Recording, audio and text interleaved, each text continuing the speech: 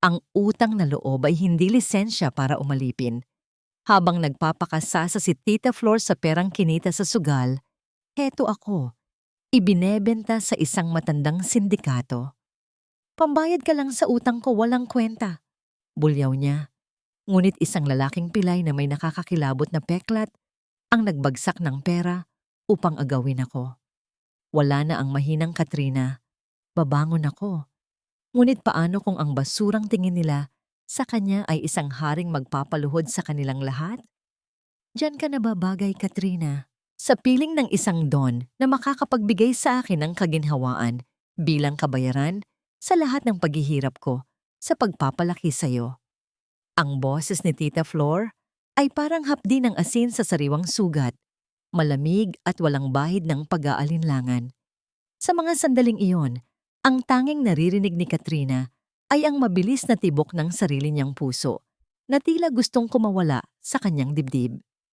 Nakatitig siya sa kanyang mga kamay na nakalubog sa palanggana ng tubig na puno ng bula. Ang kanyang mga daliri ay kulubot na at namumula dahil sa matapang na sabon at walang tigil na pagkusot mula pa madaling araw. Sa harap niya ay ang mamahaling telang sutla na pagmamay-ari ni Cindy, ang kanyang pinsan. Binili iyon ni Katrina gamit ang kanyang huling sahod mula sa overtime sa pabrika, isang regalo para sa kaarawan ni Cindy na sa huli ay siya rin ang pinaglaba at pinaglinis. Ang irony ng sitwasyon ay tila isang matalim na kutsilyong unti-unting humihiwa sa kanyang pagkatao. Habang pinaglilingkuran niya ang pamilyang tanging ituring niya sa mundo, heto sila, pinag-uusapan ang kanyang presyo sa gitna ng sala. Dahan-dahang binitiwan ni Katrina ang damit. Ang marahas na tunog ng tubig na tumulo pabalik sa palanggana ay tila hudyat ng pagtatapos ng kanyang pagtitiis.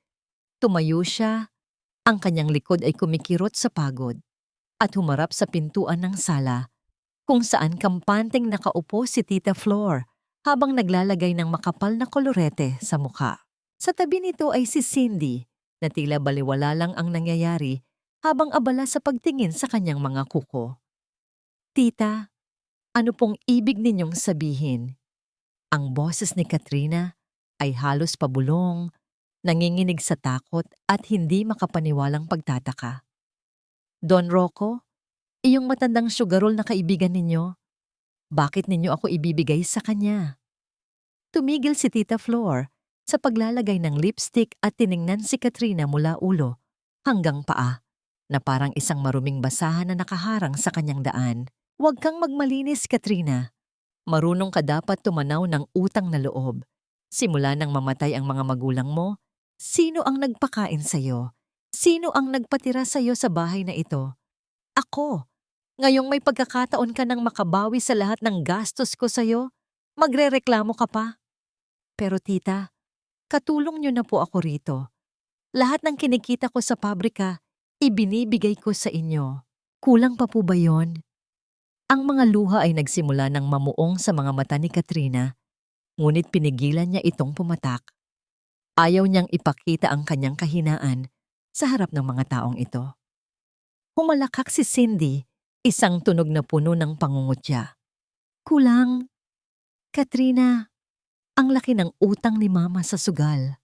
At ang tanging paraan para hindi kami mapalayas dito ay kung papayag kang sumama kay Don Rocco. Isipin mo na lang, magiging kabit ka ng isang mayamang lalaki. Mas masarap iyon kaysa magpakapagod ka rito sa labada. Ang bawat salitang lumalabas sa bibig ng kanyang pinsan ay tila mga muikim na itinutusok sa kanyang puso. Ang katahimikan ng paligid ay nabasag ng marahas na tunog ng isang sasakyang huminto sa tapat ng kanilang maliit na bakuran. Ang anino ng isang malaking sasakyan ay pumasok sa loob ng bahay, hudyat ng pagdating ng kamatayan ng kanyang kalayaan. Pumasok si Don Rocco, isang matandang lalaking may malaking tiyan at amoy ng alak at tabako. Ang kanyang mga mata ay nanunuot sa katawan ni Katrina. Malagkit at nakakasuka. Lumapit siya kay Tita Flor at naglapag ng isang makapal na sobre sa mesa. Heto ang napagkasunduan natin, Flor. Ang balanse ay ibibigay ko kapag nasa bahay ko na ang batang ito. Parang gumuho ang mundo ni Katrina. Ang kanyang mga binti ay nanghina. Tila nawalan ng lakas na suportahan ang kanyang bigat. Napasandal siya sa pader ng kusina. Ang lamig ng semento ay hindi kasing lamig ng dugong na nananalaytay sa kanyang mga ugat. Ang mga alaala ng kanyang ina na nagsasabi sa kanya na maging matatag ay tila naglalaho na parang usok sa gitna ng unos. "Halika na, Katrina. Huwag mo kaming hiyain dito," sabi ni Tita Flor. Habang mabilis na binibilang ang pera sa loob ng sobre, ang kanyang mga mata ay kumikinang sa kasakiman. Hindi man lang niya tiningnan ang kanyang pamangkin na parang hayop na ibinebenta sa palengke. Sa gitna ng kanyang pagkawasak, isang katanungan ang paulit-ulit na umalingaw-ngaw sa isipan ni Katrina. Isang tanong na puno ng pait at kawalan ng pag-asa na tila sumusugat sa kanyang kaluluwa habang tinitingnan ang pamilyang itinuring niyang buhay. Hanggang kailan kailangang bayaran ng aking buhay ang pagkakaligtas sa akin mula sa kalsada, kung ang kalsada pala ay mas mapayapa kaysa sa tahanang ito? Nakatayo si Katrina sa gitna ng sala, mag-isa at wasak, habang ang anino ng Don ay unti-unting lumalamon sa kanyang huling pag-asa. Sa labas, sa ilalim ng malamig na liwanag ng poste ng kuryente, isang figura ng lalaki ang tahimik na nakamasid, naghihintay sa tamang sandali para sa isang pagbabagong hindi inaasahan ng sinuman. Ang malagkit na kamay ni Don Rocco ay dahan-dahang lumalapit sa pisngi ni Katrina, isang haplos na tila lason na nagpapatigas sa kanyang buong katawan. Napikit na lamang siya, hinihintay ang tuluyang paglamon ng dilim sa kanyang dangal. Ngunit bago pa man dumapo ang mga daliri ng matanda, isang mabigat at pasiret na tunog ng mga hakbang ang bumasag sa tensyon ng silid. Isang luma at punit-punit na supot ng semento na tila may mabigat na laman ang biglang lumipad sa hangin at bumagsak ng malakas sa gitna ng mesa, mismo sa tapat ng ilong ni Tita Flor. Ang tunog ng mga barya at lukot na papel na nagkiskisan sa loob nito ay sapat na para mapatigil ang lahat. "Huwag mong madungisan ang babaeng iyan gamit ang iyong maruming kamay." Ang boses ay paos, malalim, at may awtoridad na hindi mo asahan mula sa isang taong mukhang galing sa hukay. Lahat ay napalingon sa pinto. Doon ay nakatayo ang isang lalaki na tila anino ng kamalasan. Ang kanyang mukha ay hinati ng isang malaking peklat na mula sa noo hanggang sa dulo ng panga. Isang peklat na tila alaala ng isang malupit na trahedya.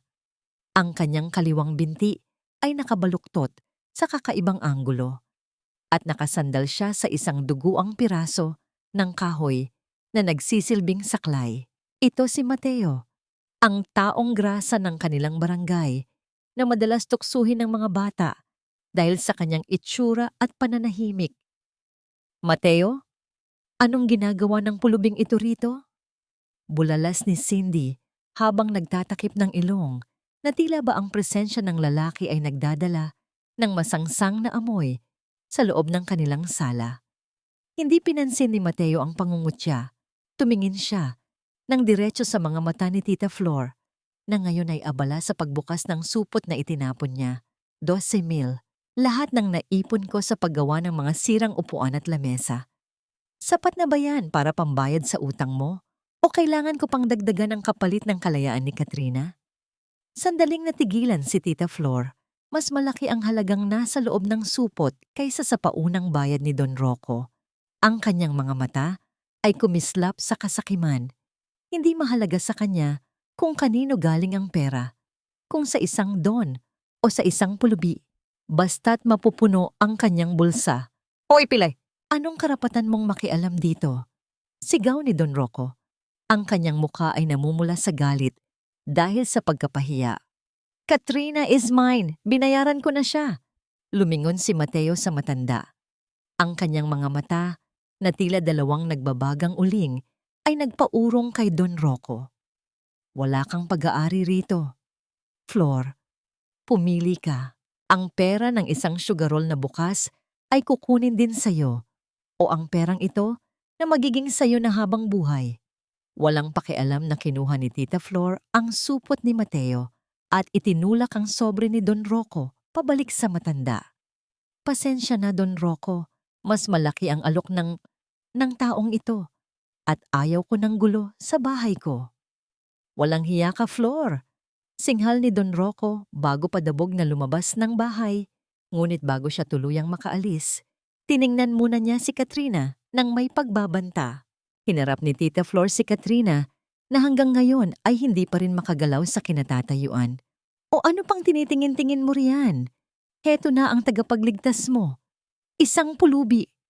Mag-impake ka na at sumama sa kanya. Ayaw ko nang makita ang pagmumukha mo rito. Sa isang iglap, kinuha ni Cindy ang isang itim na plastic bag at marahas na isinilid doon ang iilang damit ni Katrina na nakasampay sa banyo. Heto ang mga basahan mo. Bagay na bagay kayo ni Mateo. Isang basurang katulong at isang basurang pilay. Perfect match. Matapos sabihin iyon, itinapon ni Cindy ang bag sa paanan ni Katrina. Yumuko si Katrina. Dahan-dahang pinulot ang kanyang mga gamit. Ang bawat luhang pumapatak mula sa kanyang mga mata ay tila naglalaban ng lahat ng natitirang pag-ibig niya para sa pamilyang ito. Walang salitang lumabas sa kanyang bibig. Alam niyang ito na ang huling beses na tatapak siya sa bahay na ito. Tara na! Maikling sabi ni Mateo. Ang kanyang boses ay walang emosyon, ngunit may kakaibang bigat. Sumunod si Katrina sa likod ni Mateo habang ito ay nahihirapang maglakad patungo sa dulo ng kanilang eskinita.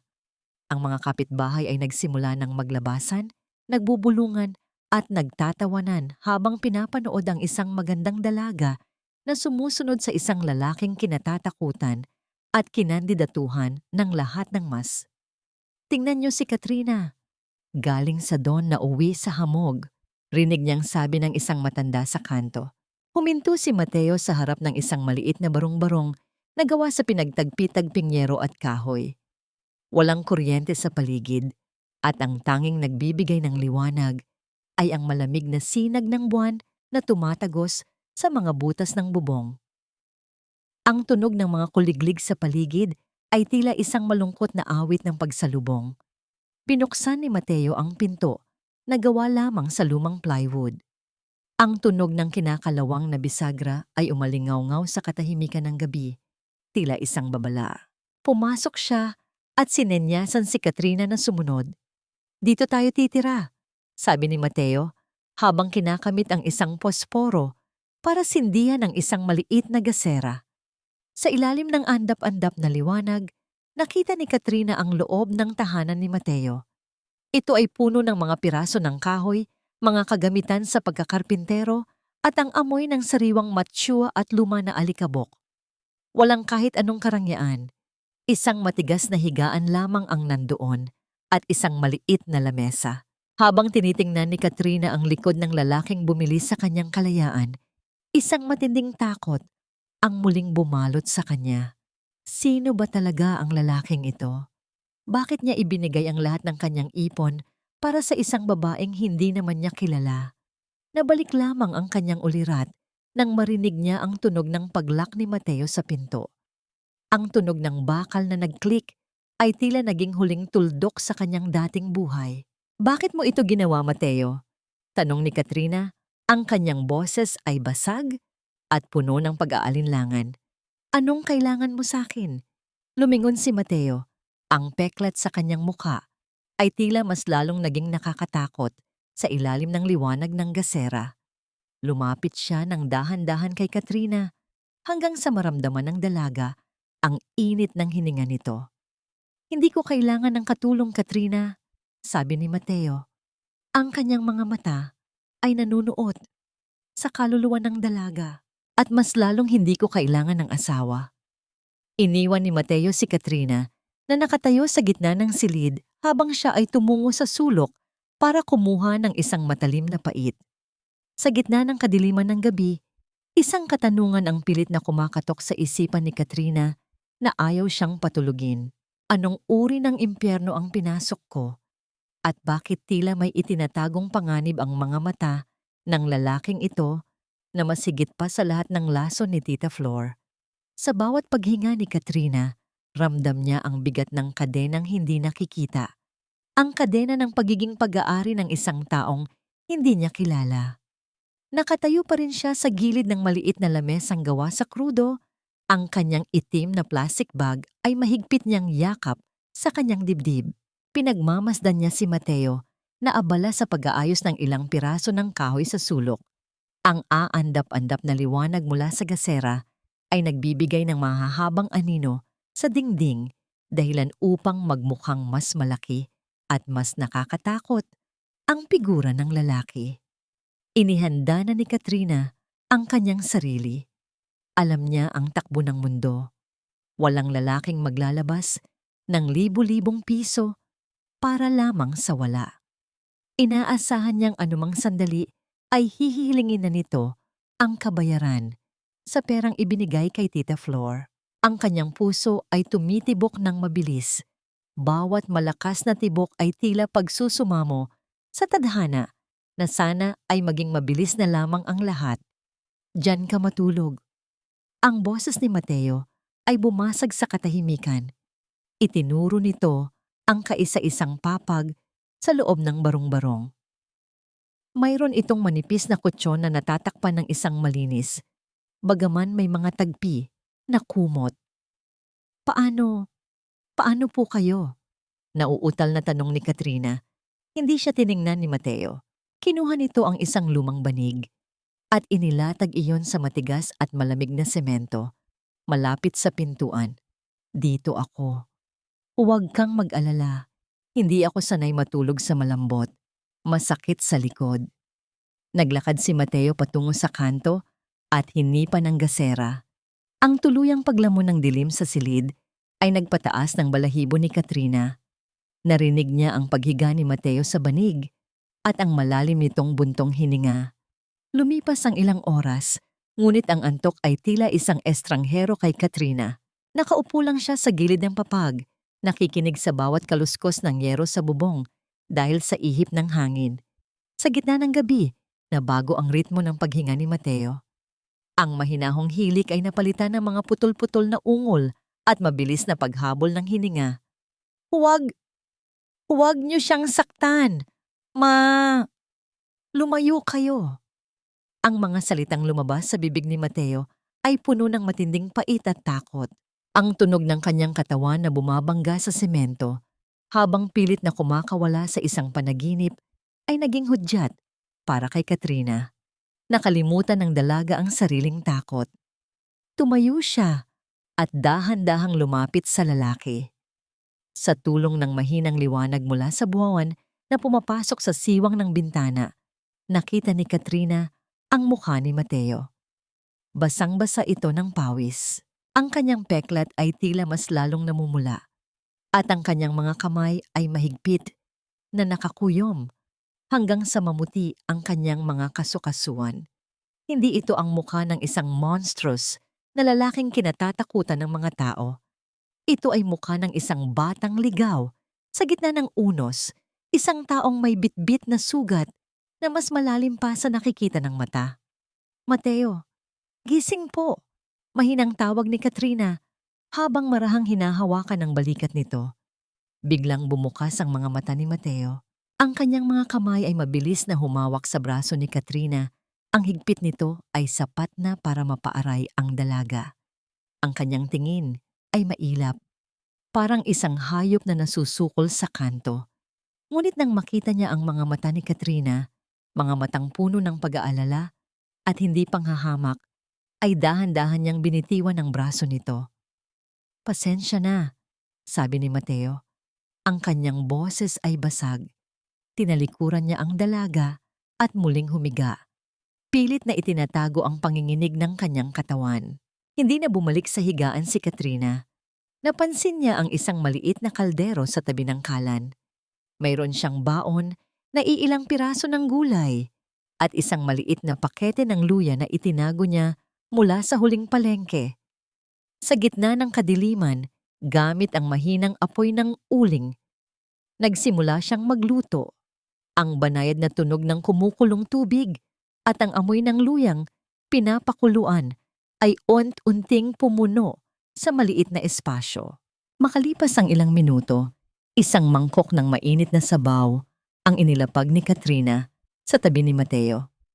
"Uminom po muna kayo nito para guminhawa ang pakiramdam nyo," sabi ni Katrina. Umupo si Mateo, tila naguguluhan sa inaasal ng dalaga. Kinuha niya ang mangkok. Ang init nito ay gumapang sa kanyang mga palad. Isang pakiramdam na matagal na niyang hindi nararanasan. Humigop siya ng sabaw. Ang anghang ng luya at ang tamis ng malasakit ay tila naging gamot sa kanyang nanunuyot na lalamunan. "Bakit mo ito ginagawa?" tanong ni Mateo habang nakatingin sa usok na lumalabas mula sa mangkok. "Binili kita, Katrina. Dapat ay galit ka sa akin." Yumuko si Katrina. Pinaglalaruan ang dulo ng kanyang kamiseta. "Kaysa naman po kay Don Rocco. At nakita ko po ang mga mata niyo kanina. Hindi po kayo masamang tao. Ang mga taong nasasaktan ng husto sa panaginip ay kadalasang sila ang may pinakamalambot na puso." Isang matagal na katahimikan ang namayani sa pagitan nila. Si Mateo ay hindi sumagot, ngunit ang bawat hininga niya ay tila naging mas magaan. Sa unang pagkakataon, sa loob ng maraming taon, naramdaman ni Mateo na hindi siya nag-iisa sa kanyang madilim na mundo. Ngunit ang kapayapaan ng gabi ay hindi nagtagal. Sa pagdating ng unang sinag ng araw, ang katahimikan ay marahas na binasag ng malakas na katok sa pinto, kasabay ng mga boses na puno ng panunuya at malisya. "Tao po, Mateo. Ilabas mo na ang magandang asawa mo. Gusto naming makita kung buhay pa ba siya pagkatapos ng isang gabi sa piling ng isang tulad mo." Ang boses ng mga tsismosang kapitbahay ay tila mga langaw na naghahatid ng dumi sa kanilang tahanan. Napatingin si Katrina sa pinto. Ang kanyang mukha ay namutla. Ang takot na akala niya ay nawala na ay muling bumalik. Ngunit sa pagkakataong ito, hindi ito para sa kanyang sarili, kundi para sa lalaking nagsilbing kaisa-isang proteksyon niya sa malupit na mundong ito. Alam ni Katrina na ang umagang ito ay simula pa lamang ng isang bagong laban. Isang laban kung saan ang kanilang dangal ang nakataya sa harap ng mapanghusgang mga mata ng lipunan. Sayang na bata. Akala ko ba ay matalino? Bakit pumayag na magpakandili sa isang katulad ni Mateo? Daig pa niya ang nagpakamatay ng dilat ang mga mata. Ang boses ni Aling Pasing, ang pinakamatandang tsismosa sa kanilang eskinita, ay nangingibabaw sa ingay ng mga batang naglalaro sa labas. Ramdam ni Katrina ang bawat salitang tumatagos sa manipis na dingding ng kanilang barong-barong. Nakatayo siya sa harap ng isang maliit na salamin, inaayos ang kanyang buhok, ngunit ang kanyang mga kamay ay nanginginig. Alam niyang sa labas ng pintuang yon, naghihintay ang isang hukbo ng mga matang mapanghusga, handang himayin ang bawat detalye ng kanyang bagong buhay. Hindi sumagot si Katrina. Sa halip kinuha niya ang palanggana ng tubig na pinaglabaan niya kaninang madaling araw. Huminga siya ng malalim. Pilit na pinapakalma ang kanyang kalooban bago dahan-dahang binuksan ang pinto. Ang sikat ng araw ay tila isang sampal sa kanyang mukha, ngunit mas masakit ang biglang pagtahimik ng mga tao sa labas nang makita siya. Ang mga kababaihang kanina lang ay abala sa pagbulong ay sabay-sabay na tumingin sa kanya, mula ulo hanggang paa, na tila naghahanap ng anumang bakas ng kalapastanganan o dusa. Walang imik na naglakad si Katrina patungo sa tapat ng kanilang hagdanan. Sa isang mabilis at matatag na galaw, ibinuhos niya ang maduming tubig sa tuyong lupa. Ang marahas na pagbagsak ng tubig at ang pagtalsik ng putik sa paligid ay naging sapat na babala para sa mga usisero. Hindi siya lumingon, hindi siya nagmura, ngunit ang talim ng kanyang tingin ay sapat na para mapatungo ang ilan. Ang kanyang pananahimik ay hindi tanda ng pagsuko, kundi isang pader na hindi nila kayang buwagin. Bumalik siya sa loob at muling nilock ang pinto. Doon sa isang sulok, nakita niya si Mateo. Nakaupo ito sa sahig. Ang kanyang kaliwang binti ay nakaunat. habang abala sa pag-uukit ng isang piraso ng matigas na kahoy. Ang bawat bawas sa kahoy ay tila pagbawas sa galit na nakaimbak sa kanyang dibdib. Kitang-kita ni Katrina ang pawis na namumuo sa noo ni Mateo at ang higpit ng pagkakahawak nito sa pait. Napansin ni Katrina ang isang maliit na agos ng dugo sa hintuturo ni Mateo. Mukhang dahil sa lalim ng kanyang iniisip ay hindi na niya napansin ang sugat mula sa matalim na kagamitan. "Mateo, sandali lang po. May sugat kayo," sabi ni Katrina. Tumigil si Mateo ngunit hindi ito tumingin. "Hayaan mo na ito. Sanay na ang balat ko sa sugat." Hindi nakinig si Katrina. Kinuha niya ang maliit na kit na palagi niyang dala. May laman itong kaunting bulak at isang bote ng gamot na binili niya mula sa kanyang huling sahod sa pabrika. Lumapit siya at lumuhod sa tabi ni Mateo. Sa unang pagkakataon, naramdaman ni Mateo ang haplos ng malalambot na daliri ni Katrina sa kanyang magaspang na kamay.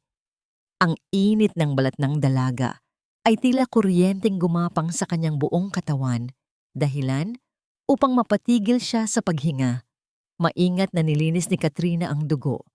Ang bawat kilos niya ay puno ng pag-iingat. Tila ba ang kamay ni Mateo ay isang mamahaling kristal na ayaw niyang mabasag.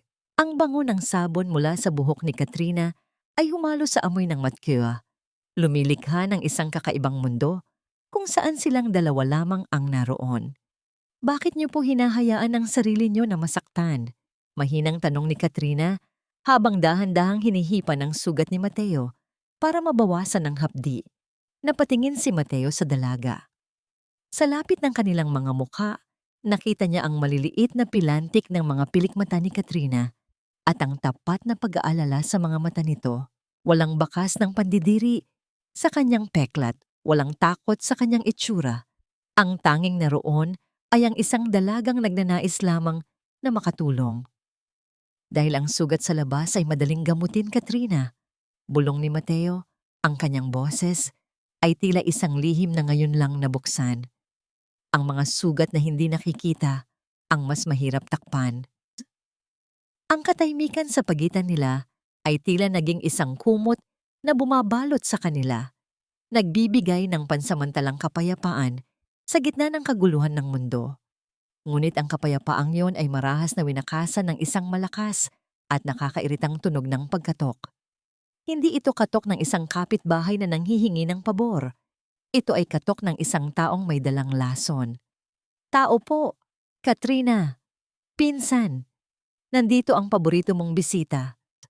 Ang boses ni Cindy ay umalingaw-ngaw sa buong eskinita, puno ng kagalakan na tila may masamang ibig sabihin. Pagbukas ni Katrina ng pinto, nakatayo roon si Cindy, bihis na bihis at may hawak na isang tupi ng lumang magasin. Ang kanyang mga mata ay naniningkit sa tuwa habang nakatingin sa tinitirhan ng dalawa. "Oh, heto, pinapabigay ni Mama," sabi ni Cindy sabay hagis ng magasin sa dibdib ni Katrina. "Basahin mo yan sa asawa mo. Baka sakaling matauhan kayo kung anong klaseng basura ang pinatira nyo sa lupaing ito."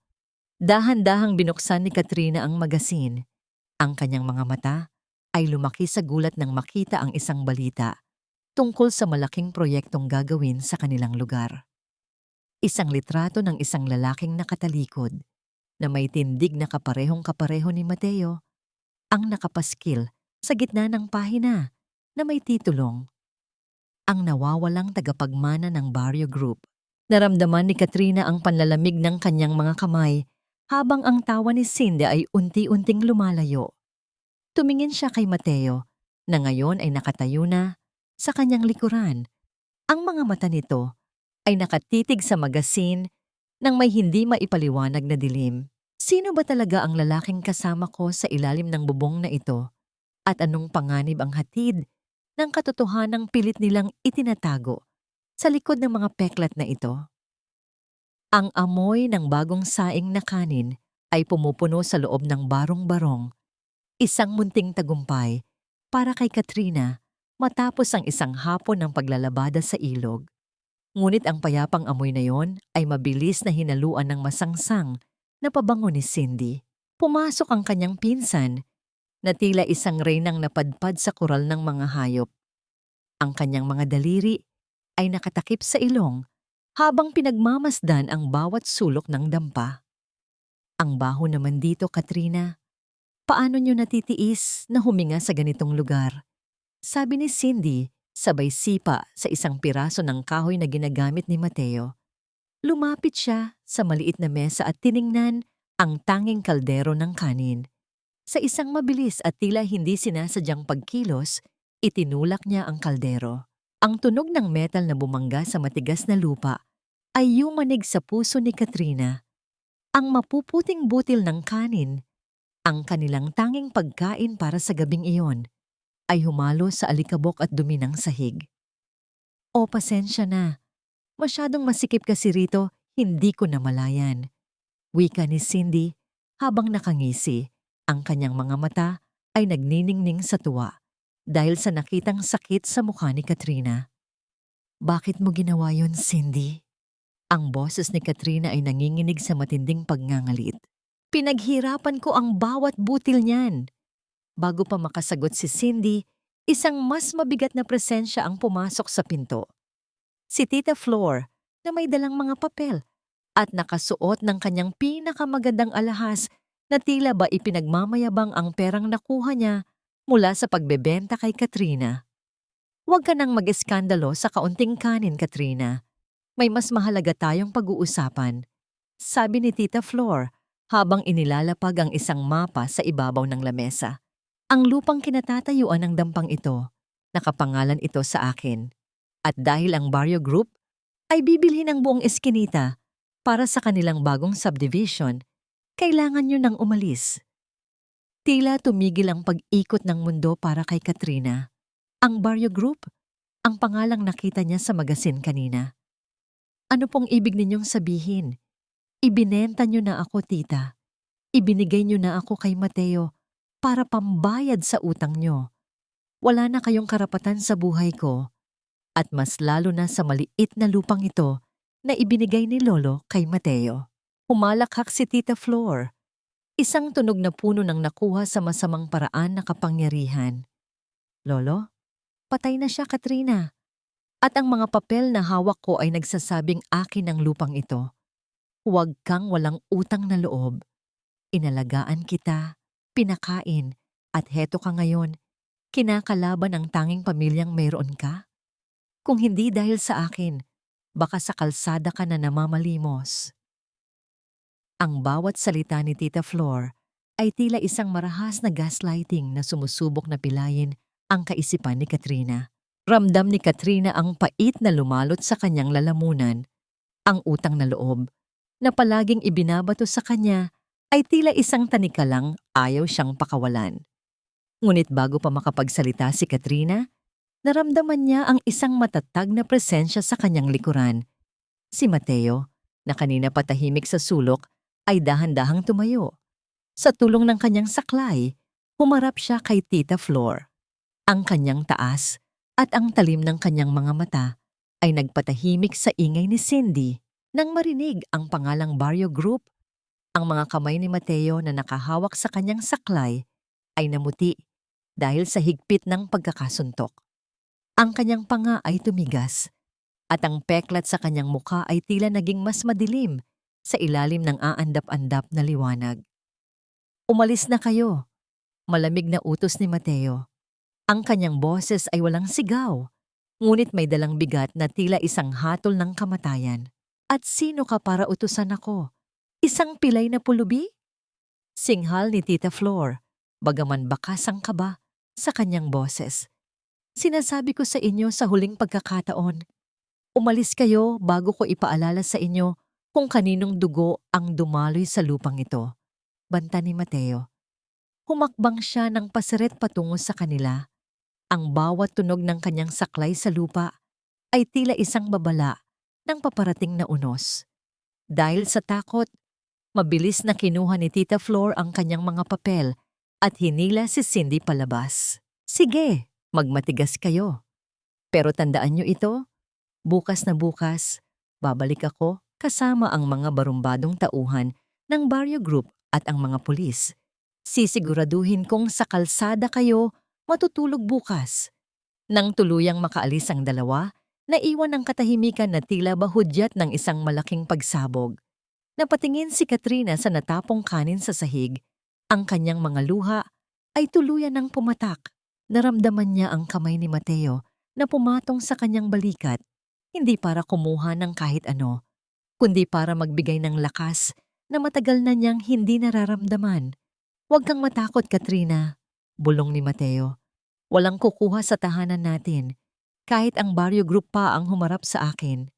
Tumingin si Katrina kay Mateo at sa gitna ng kadiliman, nakita niya ang isang misteryong mas malalim pa sa lupang kanilang tinitirhan. Bakit tila kilalang kilala ni Mateo ang kumpanyang iyon? At bakit ang isang pulubi ay may ganitong klasing tapang na hamunin ang pinakamakapangyarihang pamilya sa bansa? Sa labas, ang langit ay nagsimulang magdilim. Ang malalayong kulog ay tila nagbabadya ng isang unos na hindi lamang magdadala ng ulan, kundi magbubunyag ng mga lihim na matagal nang ibinaon sa ilalim ng lupa. Ang bawat patak ng ulan sa bubong na yero ay tila tunog ng libu-libong maliliit na martilyo na nagpapaguho sa huling pag-asa ni Katrina. Sa labas, ang langit ay tuluyan ng nagdilim at ang hangin ay humahampas ng marahas, pilit na binubuksan ang mga bintanang gawa sa lumang kahoy. Ang tubig ulan ay nagsimula nang pumasok sa mga siwang ng bubong. Bumubuo ng maliliit na talon na tumatama sa tuyong lupa sa loob ng barong-barong. Ginagawa itong madulas na putikan. Dali-daling kinuha ni Katrina ang iilang palanggana at timba para saluhin ang mga tulo. Ang kanyang mga damit ay unti-unti nang nababasa at ang lamig ng gabi ay dahan-dahang nanunuot sa kanyang mga buto. Ngunit mas malamig ang takot sa kanyang puso. Ang takot na bukas, wala na silang bubong na masisilungan. Gaano man ito kapinsala. "Hayaan mo na ang mga iyan, Katrina. Halika rito." Ang boses ni Mateo ay nangingibabaw sa ingay ng unos. Nakatayo siya sa isang sulok kung saan ang bubong ay mas matibay. May hawak siyang isang malaking piraso ng asul na tolda na tila matagal na niyang inihanda para sa ganitong pagkakataon.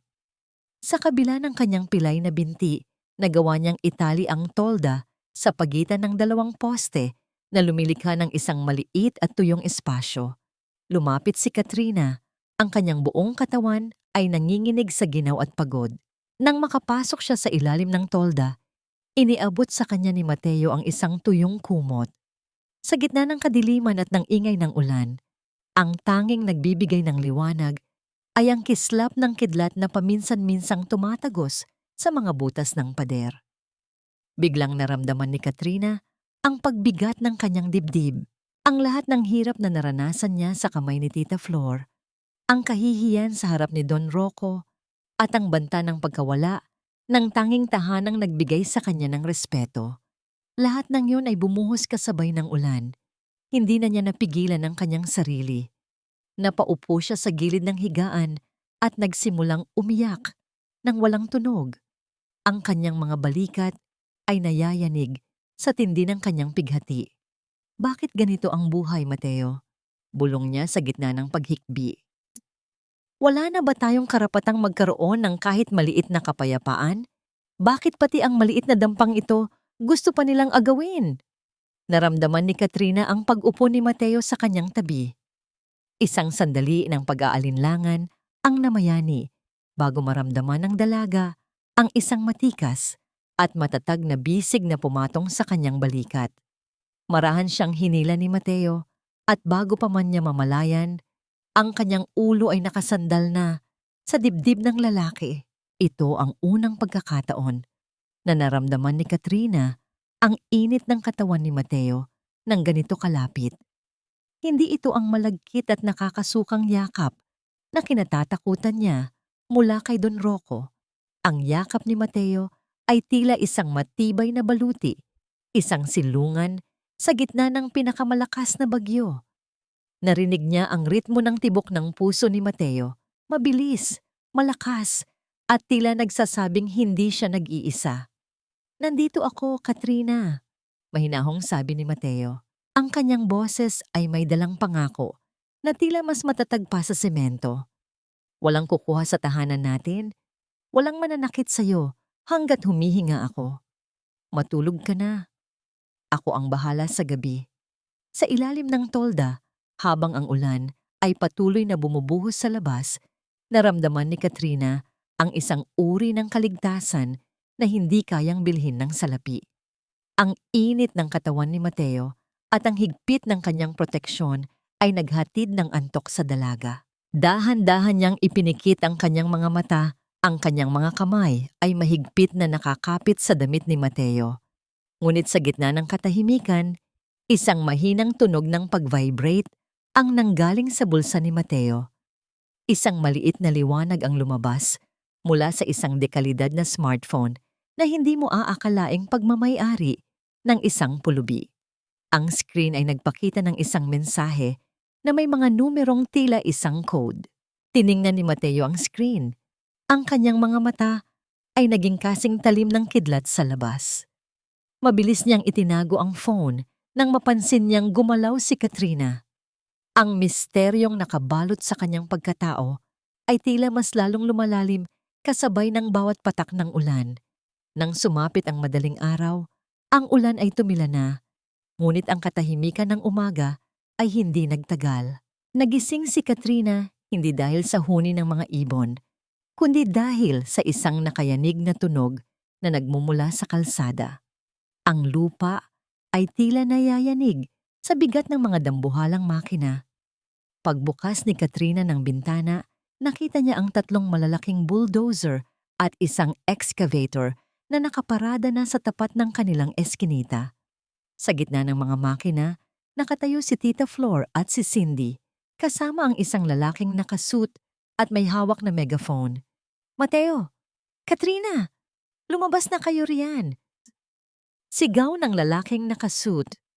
Ang demolisyon ay magsisimula na sa loob ng 10 minuto. Huwag niyo kaming piliting gamitan kayo ng dahas. Napatingin si Katrina kay Mateo na ngayon ay mahinahong nakatayo sa tabi ng pinto. Hawak ang kanyang saklay na gawa sa kahoy. Ngunit mayroong kakaiba sa kanyang tindig. Hindi siya mukhang isang biktimang natatakot. Mukha siyang isang haring naghihintay lamang sa tamang sandali para bawin ang kanyang trono. Ang yanig ng lupa ay hindi nagmumula sa paparating na lindol, kundi sa dambuhalang makina na unti-unting lumalapit sa maliit na tahanan ni Nina Katrina at Mateo. Ang usok mula sa tambutso ng bulldozer ay humahalo sa malamig na hangin ng umaga, na tila isang itim na ulap na nagbabadya ng kamatayan. Sa gitna ng kaguluhan, nakatayo si Tita Flor na may hawak na megaphone. Ang kanyang mukha ay puno ng tagumpay. Ito na ang huling babala. Gibain ang bakod. Huwag itira kahit isang pirasong kahoy. Ang sigaw ni Tita Flor ay umalingaw-ngaw sa buong eskinita.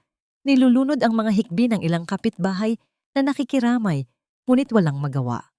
Sa gilid, abala si Cindy sa pagtutok ng kanyang mamahaling smartphone. Oh, tingnan nyo guys! Live na live! Ang aking pinsan na walang utang na loob, makikita na ang bagsak. Deserve niya ang maging homeless kasama ang kanyang pilay na asawa. Ang kanyang tawa ay parang matutulis na bubog na sumusugat sa pandinig ni Katrina. Hindi na nakapagpigil si Katrina. Tumakbo siya palabas ng pinto at mabilis na lumubog ang kanyang mga paa sa putikan sa tapat ni Tita Flor. Sa harap ng maraming tao, dahan-dahan siyang lumuhod. Ang kanyang mga kamay ay mahigpit na nakakapit sa laylayan ng damit ng kanyang tiyahin. Tita, maawa po kayo. Pagsusumamo ni Katrina, ang kanyang boses ay basag at puno ng pighati. Kahit wag na po para sa akin, para na lang po kay Mateo. Ito lang po ang tanging naiwan sa kanya ng kanyang pamilya. Saan po kami pupunta sa gitna ng ganitong panahon? Tita, pamilya niyo pa rin po ako. Isang malakas na sampalang isinagot ni Tita Flor. Ang tunog ng palad na tumama sa pisngi ni Katrina ay umalingaw-ngaw sa katahimikan ng paligid. Pamilya? Ang pamilya ay marunong sumunod. Ang ginagawa ko ay para rin sa'yo, para matuto kang bumangon sa hirap at hindi umasa sa isang pilay na walang silbi. Lumingon si Tita Flor sa mga tauhan ng demolisyon. Ano pang hinihintay nyo? Pasukin ang loob. Sirain ang lahat ng kagamitan sa pagkakarpintero. Iyan ang nagpapatigas sa ulo ng lalaking yan. Dalawang barumbadong lalaki ang pumasok sa loob ng barong-barong. Ang tunog ng mga kahoy na binabasag, ang pagtapon ng mga pait at lagari ni Mateo sa putikan, at ang pagkadurog ng mga inukit na obra ay tila pagdurog na rin sa dangal ni Mateo. Nakatayo lamang si Mateo sa tabi ng pintuan. Ang kanyang mga kamay ay nakakuyom. Ang bawat ugat sa kanyang braso ay tila puputok na sa tindi ng pagtitimpi. Heto ang dapat sayo, pilay. Sigaw ng isang tauhan habang iwinawasiwas ang isang mabigat na tubo. Itinutok nito ang tira sa kaliwang binti ni Mateo. Ang binting may kapansanan, ang bahagi ng kanyang katawan na pinaka-vulnerable. Huwag! Sa isang iglap, bago pa tumama ang bakal sa binti ni Mateo, ay mabilis na tumalon si Katrina. Ginamit niya ang kanyang sariling katawan bilang pananggalang. Ang tunog ng mabigat na bakal na tumama sa likod ni Katrina ay mapurol at nakakangilo. Isang matinding ungol ng sakit ang kumawala sa dalaga bago siya tuluyang bumagsak sa putikan sa paanan ni Mateo. Katrina! Ang sigaw ni Mateo ay hindi na tunog ng isang mahinang pulubi. Ito ay isang atungal ng isang nasugatang leon. Mabilis na binuhat ni Mateo si Katrina. Ang dalaga ay namumutla, ang kanyang hininga ay mababaw, ngunit ang kanyang mga kamay ay pilit pa ring humahawak sa damit ni Mateo. Mateo, huwag kang lalaban. Baka patayin ka nila. Tumakbo ka na. Bulong ni Katrina bago tuluyang nawalan ng malay. Dahan-dahang inihiga ni Mateo si Katrina sa isang tuyong bahagi ng lupa. Nang tumayo siya, ang hangin sa paligid ay tila biglang lumamig. Ang kanyang mga mata, na dati ay puno ng lungkot, ay ngayon ay nagliliyab sa isang uri ng dilim na nagpaurong sa lalaking may hawak ng tubo. Ang tauhan na kanina ay napakatapang, ay biglang nakaramdam ng pangangatog ng tuhod. Pakiramdam niya ay hindi na tao ang kaharap niya, kundi isang halimaw na nagmula sa kailaliman ng lupa. Sa harap ng lahat, kinuha ni Mateo ang kanyang saklay na gawa sa kahoy. Sa isang malakas na pagpiga ng kanyang mga kamay, ang tunog ng pagkabali ng matigas na kahoy ay umalingaw-ngaw sa buong iskinita. Binitawan niya ang mga piraso ng saklay. Sa gulat ng lahat, tumayo si Mateo ng tuwid. Matatag, matikas, at walang bakas ng pagkapilay. Rinig na rinig ang mabilis na paghinga ni Tita Flor at Cindy habang dahan-dahang kinakapan ni Mateo ang kanyang bulsa. Inilabas niya ang isang makintab at itim na smartphone. Sa isang pindot, itinapat niya ito sa kanyang tenga. Oras na, malamig na sabi ni Mateo. Ang kanyang boses ay tila isang hatol na hindi na mababawi. Linisin ang lugar na ito. Ngayon din, ibinaling ni Mateo ang kanyang tingin kay Tita Flor. Ang talim ng kanyang titig ay sapat na para mapatigil ang hininga ng matanda. Sa di kalayuan, ang tunog ng papalapit na mga helicopter at ang sirena ng mga sasakyang hindi pangkaraniwan ay nagsimulang gumitla sa kapayapaan ng barangay. Akala mo ba matatakot ako sa pagtayo mo ng diretsyo? Kahit maging milagro ka pa rito, Mateo, wala kang magagawa. Flor, utusan mo na ang mga bulldozer. Tapusin na ang laro. Ang tawa ni Tita Flor ay umalingaw-ngaw sa gitna ng putikan, puno ng pangungutya habang nakatingin sa nakatayong figura ni Mateo. Sa likod niya, abala si Cindy sa pag-aayos ng kanyang buhok habang nakaharap sa kamera ng kanyang phone. Nakita niyo yon, viewers? Ang pulubing pilay. Biglang gumaling. Baka fake news din ang pagiging lumpo niya para makahingi ng limos. So disgusting. Hindi sila pinansin ni Mateo. Ang kanyang buong atensyon ay nasa babaeng duguang nakahandusay sa kanyang mga bisig. Marahan niyang hinaplos ang pisngi ni Katrina Ang kanyang mga daliri ay nanginginig hindi sa takot, kundi sa matinding pagtitimpi na huwag pumatay sa mga sandaling iyon. Ang bawat patak ng dugo ni Katrina na humahalo sa putik ay tila isang sumpa na nanunuot sa kanyang kaluluwa. Biglang naramdaman ng lahat ang isang kakaibang yanig sa lupa. Hindi ito ang yanig ng bulldozer na gawa sa kalawang. Ito ay ang malalim at ritmikong ugong ng malalakas na makina na tila nagmumula sa isang hukbo. Mula sa dulo ng makitid na eskinita, 5 itim na SUV Pondas na may makikintab na bintana ang mabilis na pumasok. Walang pakialam kung tumalsik ang putik sa mga dingding ng mga barong-barong. Ang mga bulldozer na kanina ay tila mga hari ng kalsada ay mabilis na hinarangan ng mga itim na sasakyan. Ang tunog ng mga preno na kumiskis sa basang lupa ay naghatid ng katahimikan sa buong paligid. Sabay-sabay na bumukas ang mga pinto ng sasakyan. Higit sa 10 lalaking nakasuit, may mga earpiece at may matitikas na tindig ang mabilis na bumaba at pumalibot sa tinitirhan ni na Mateo. Ano ito? Anong pakialam ng mga lalaking ito rito? Naguguluhang tanong ni Tita Flor. Ang kanyang megaphone ay dahan-dahang bumaba mula sa kanyang bibig. Isang mata ng lalaki na nakaputing guwantes ang lumabas mula sa pinakagitnang sasakyan. Hindi siya tumingin sa paligid. Naglakad siya ng diretso patungo kay Mateo. Huminto siya sa tapat nito at, sa gulat ng lahat, ay yumukod ng halos 70 degree. Handa na ang lahat, Chairman Barrio. Ang iyong pribadong eroplano at ang medical team ay naghihintay na. Paumanhin sa aming pagkakaantala. Ang boses ng matanda ay malinaw at puno ng paggalang. Ang megaphone sa kamay ni Tita Flor ay tuluyang nahulog sa putikan, na lumikha ng isang mapurol na tunog ng pagbagsak. Ang cellphone ni Cindy ay nadulas din mula sa kanyang mga kamay.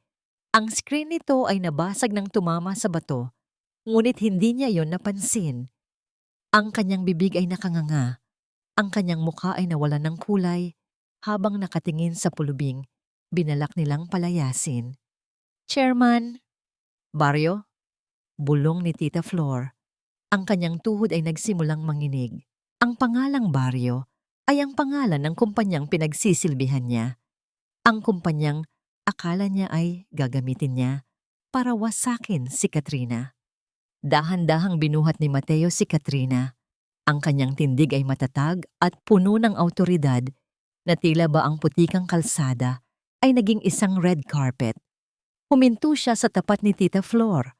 Ang lamig ng kanyang tingin ay sapat na para maramdaman ng matanda ang tindi ng kamatayan. Akala mo ba ay pagmamay-ari mo ang lupang ito, Flor? Ang boses ni Mateo ay tila isang bulong mula sa impyerno. Mula sa sandaling ito, ang lahat ng ari-arian mo, ang bawat sentimong nasa bangko mo, at ang bawat hininga ng kalayaan mo, ay pagmamay-ari ko na. Durugin sila. Huwag magtira ng kahit anong pagkakataon para makabangon sila. Mateo, sandali. Pamilya tayo. Hindi ko alam. Pagsusumamo ni Tita Flor, ang kanyang boses ay naging isang mahinang squeak. Hindi lumingon si Mateo. Sumakay siya sa loob ng SUV habang maingat na kinalong si Katrina sa malambot na upuang gawa sa mamahaling balat. Ang pagsara ng pinto ng sasakyan ay tila isang pinal na hatol. Ang mga SUV ay mabilis na umalis, iniwan ang eskinita sa gitna ng usok at ng mga hiyaw ng pagsisisi ni Tita Flor na wala nang nakikinig. Ang marangyang amoy ng leather at ang malamig na aircon sa loob ng sasakyan ay tila isang panaginip. Ngunit para kay Mateo, ito ang simula ng isang digmaan. Nabalik lamang ang diwa ni Mateo nang maramdaman niya ang bahagyang paggalaw ng mga daliri ni Katrina. Dahan-dahang iminulat ng dalaga ang kanyang mga mata. Ang malabong paningin niya ay sinalubong ng isang kisame na gawa sa luwa at ang amoy ng lavender. Nasaan ako? Bakit tila nasa langit na ako? At sino ang lalaking ito na may mukha ng aking asawa, ngunit may suot na tila isang hari?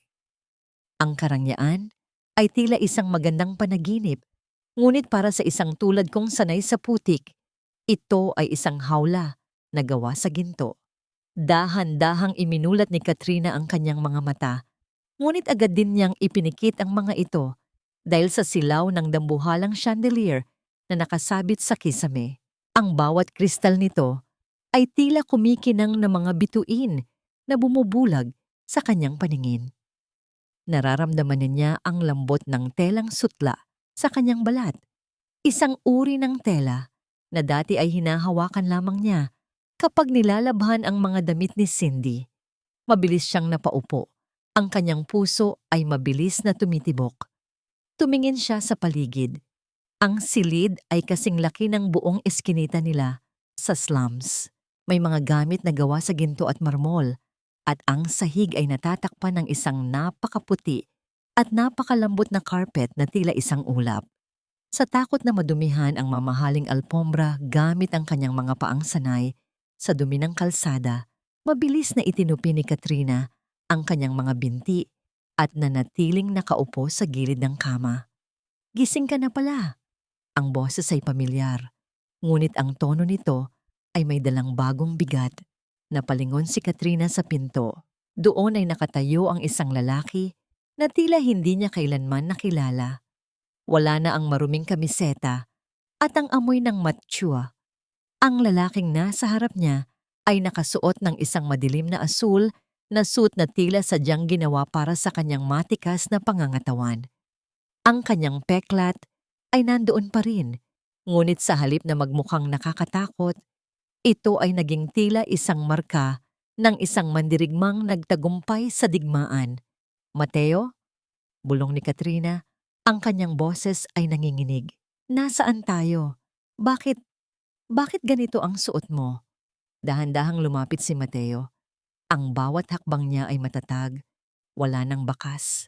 Nang pagkapilay na ipinakita niya sa lahat, umupo siya sa isang upuang gawa sa pelus sa tapat ni Katrina. "Nasa tahanan tayo ng mga baryo, Katrina. Ang aking tahanan. Ang peklat na ito, ang pagkapilay. Lahat ng yon ay balat kayo para mabuhay ako. Maraming gustong pumatay sa akin sa pamilya ko para makuha ang kumpanya. Kailangan kong magtago sa putikan para lang makita kung sino ang tunay na tapat." Yumuko si Katrina. Tinitingnan ang kanyang sariling mga kamay na puno ng kalyo. "Kaya mo ba ako binili? Dahil tapat ako? O dahil naawa ka lang sa akin?" "Hindi kita binili dahil sa awa, Katrina," sabi ni Mateo. Ang kanyang boses ay lumambot. "Iniligtas kita dahil sa gitna ng kadiliman ng buhay ko. Ikaw lang ang kaisa-isang tao na tumingin sa akin, hindi bilang isang pulubi o isang halimaw, kundi bilang isang lalaki." Tumayo si Katrina. Ang kanyang mga mata ay puno ng luha. Hindi siya makapaniwala sa bilis ng takbo ng mga pangyayari. Ramdam niya ang isang malaking pader na biglang namagitan sa kanila. Ang pader ng yaman at kahirapan. Ang pader ng katotohanan at kasinungalingan. "Hindi ako nababagay rito, Mateo," sabi ni Katrina habang dahan-dahang tinatanggal ang isang maliit na singsing na gawa sa tuyong damo mula sa kanyang daliri. Ang singsing na ibinigay ni Mateo noong nasa dampa pa sila. Inilapag niya ito sa ibabaw ng lamesang marmol. "Isa lang akong hamak na labandera. Ang lugar ko ay sa labada, sa putikan, sa hirap. Ang haring katulad mo ay hindi dapat magkaroon ng reynang katulad ko. Baka ikahiya mo lang ako." Hahakbang na sana si Katrina patungo sa pinto nang maramdaman niya ang isang malakas at mainit na bisig na yumakap sa kanya mula sa likuran. Isinandal ni Mateo ang kanyang mukha sa leeg ng dalaga. Ang kanyang hininga ay mainit at puno ng pagsusumamo. "Huwag mong gawin ito, Katrina," bulong ni Mateo. "Ikaw ang rason kaya ako bumalik sa impyernong ito ng kapangyarihan. Kung wala ka, ang lahat ng gintong nakikita mo ay walang kwenta. Ikaw ang nagturo sa akin na ang tunay na kayamanan ay hindi nasa bangko, kundi nasa puso ng taong handang masaktan para sa'yo. Huwag mo akong iwan sa gitna ng yaman na ito ng mag-isa." Naramdaman ni Katrina ang pagpatak ng luha ni Mateo sa kanyang balikat. Ang kapangyarihan ng yakap na yon ay tila nagpapahina sa kanyang tuhod. Gusto niyang maniwala, gusto niyang manatili, ngunit ang takot sa kanyang puso ay mas malakas pa sa anumang pangako. Ang katahimikan sa loob ng silid ay nabasag nang tumunog ang isang intercom sa gilid ng pinto. Ang boses ng isang katulong ay narinig, puno ng pag-aalinlangan. "Chairman, nandito po ang isang nagngangalang Cindy. Sinasabi niyang pinsan daw po siya ni Madam Katrina at kailangan niya raw pong pumasok dahil may mahalaga siyang sasabihin tungkol sa nakaraan ng dalaga." Naramdaman ni Katrina ang biglang paninigas ng katawan ni Mateo.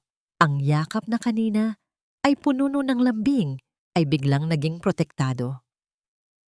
Ang multo ng kanyang nakaraan, ang laso ni Cindy, ay tila mabilis na nakahanap ng paraan para sirain ang kanyang bagong simulang kapayapaan. Tumingin si Mateo sa intercom. Ang kanyang mga mata ay muling naging kasing talim ng asero. Alam ni Katrina na ang gintong hawla na ito ay hindi magiging tahimik at ang mga buwitre ay nagsisimula na ring lumipad sa paligid. Ang bawat hakbang ni Cindy sa marmol na sahig ng mansion ay tila tunog ng isang ahas na gumagapang sa gitna ng isang hardin. Nakasuot siya ng isang maikli at pulang dress na tila sumisigaw ng atensyon, isang pilit na pag-aayos para magmukhang kabilang sa mataas na lipunan. Ang kanyang mga mata ay hindi mapakali sa pagkamangha habang tinitingnan ang mga dambuhalang painting at ang mga florera na ang halaga ay sapat na para buhayin ang isang buong barangay. Sa itaas ng marangyang hagdanan, nakatayo si Katrina. Nakakubli siya sa likod ng malalaking poste. Ang kanyang mga kamay ay mahigpit na nakahawak sa kanyang dibdib. Habang tinitingnan niya ang kanyang pinsan mula sa itaas, naramdaman muli ni Katrina ang pait ng nakaraan. Sa kabila ng suot niyang malinis na damit, sa loob-loob niya ay naroon pa rin ang takot na baka isang kumpas lang ni Cindy ay muli siyang maging alila. Chairman. Ang boses ni Cindy ay tila malambot na musika na pilit na nilalambing ang hangin. Lumapit siya kay Mateo na noon ay nakatayo sa gitna ng hall. Ang mukha nito ay parang aserong hindi matitinag. "Sabi ko na nga ba, may kakaiba sa'yo nung una pa lang tayong magkita sa eskinita. Hindi ko lang akalain na ganito ka pala kayaman." Hindi sumagot si Mateo. Ang kanyang katahimikan ay tila isang pader na hindi kayang tibagin ng ngiti ni Cindy. Ngunit hindi sumuko ang dalaga. Humakbang siya palapit at sa isang mapangahas na pagkilos ay hinawakan ng braso ni Mateo. Ang kanyang mga daliri ay dahan-dahang gumapang sa tela ng suit ng lalaki. "Alam mo, Chairman, si Katrina, alam mo naman na hindi siya sanay sa ganitong buhay. Baka mapahiya ka lang kapag isinama mo siya sa mga party mo. Isang labandera na naging asawa ng isang pulubi? Pagkakaguluhan kayo ng mga tsismis." Bulong ni Cindy, ang kanyang mga mata ay nanunuot sa tingin ni Mateo. "Pero ako, marunong akong magdala ng sarili. Alam ko kung paano maging reyna sa tabi mo." Mula sa itaas, narinig ni Katrina ang bawat salita. Ang bawat pangungutya sa kanyang pagkatao ay tila mga muikim na itinutusok sa kanyang puso. Nais niyang tumakbo pababa at sa bunutan ng pinsan, ngunit ang kanyang mga paa ay tila nakako sa sahig. Tama ba si Cindy? Mapapahiya nga ba ang isang haring tulad ni Mateo dahil sa isang reynang galing sa putikan? Biglang narinig ang isang marahas na tunog ng pag-iwas. Sa isang mabilis na galaw, hinarap ni Mateo si Cindy at marahas na iwinaksi ang kamay nito. Ang galit sa mga mata ni Mateo ay tila isang apoy na handang tumupok sa sino mang humarang sa kanya.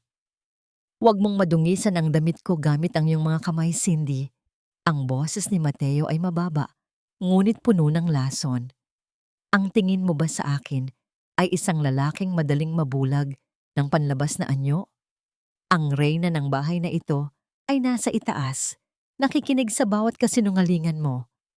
At ikaw ay isa lamang linta na naghahanap ng bagong mabibiktima. Napatulala si Cindy. Ang kanyang mukha na kanina ay puno ng kumpiyansa ay biglang napalitan ng kahihiyan. Pero Chairman, pamilya kami ni Katrina. Gusto ko lang tumulong. Pamilya? Ang pamilyang nagbenta sa kanya?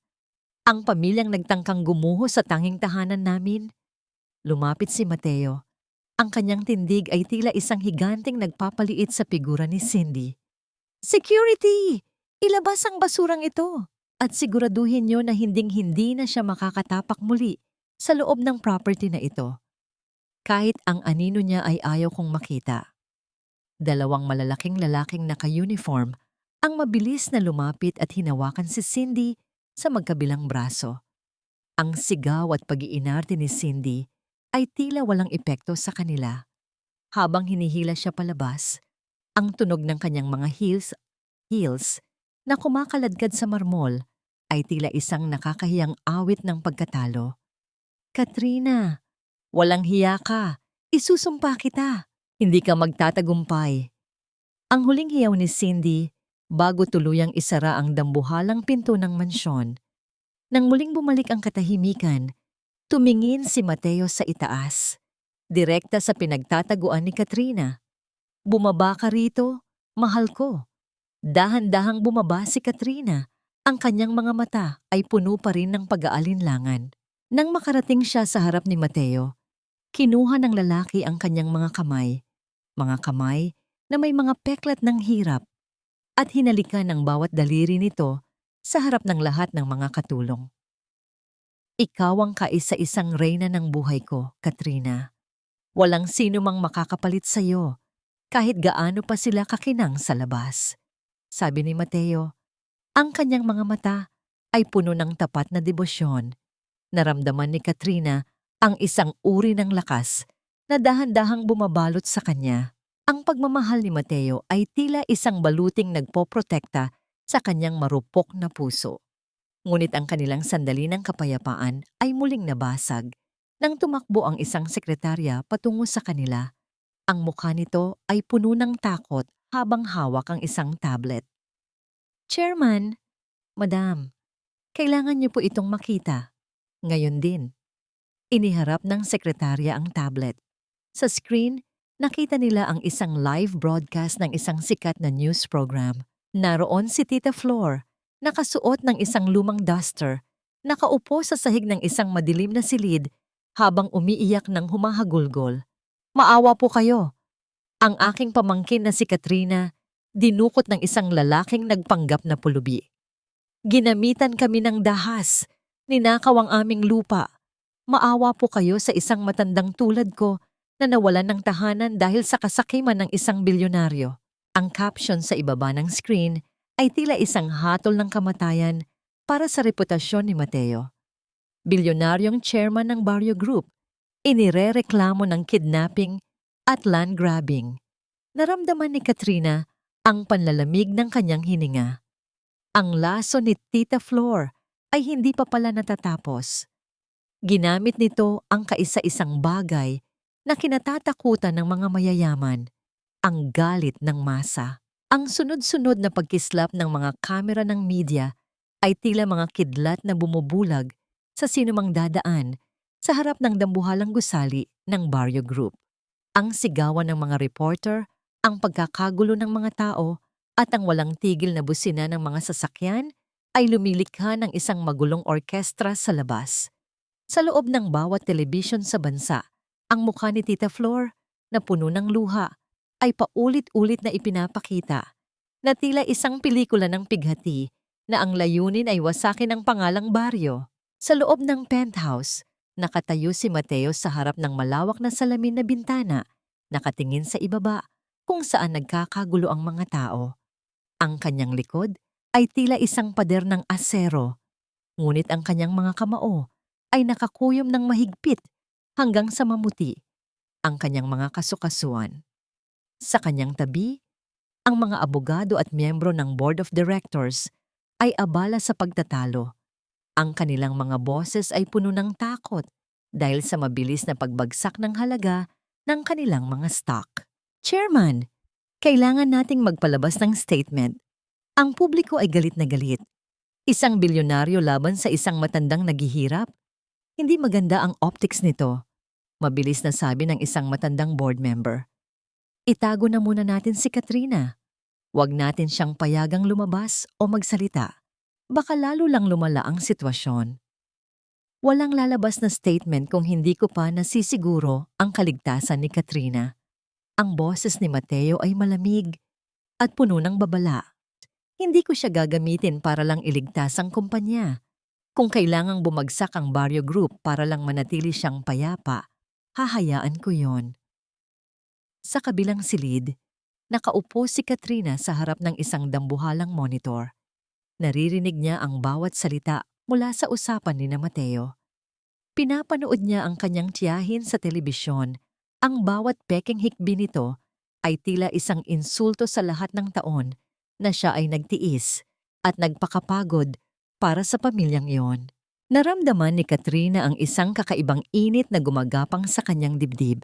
Hindi init ng takot, kundi init ng isang nagngangalit na apoy. Naalala niya ang kanyang sarili sa eskinita. Ang dugong tumulo mula sa kanyang sugat nang ipagtanggol niya si Mateo. Naalala niya ang bawat sampal at bawat mura ni Tita Flor. Ang utang na loob na palaging ibinabato sa kanya ay tila isang tanikalang matagal na niyang kinalagan, ngunit pilit pa ring isinusuot sa kanya ng mundo. Tumayo si Katrina. Ang kanyang mukha ay walang bakas ng pag-aalinlangan. Lumakad siya patungo sa dressing room. Doon, tiningnan niya ang isang eleganteng itim na gown na sadyang pinili para sa kanya.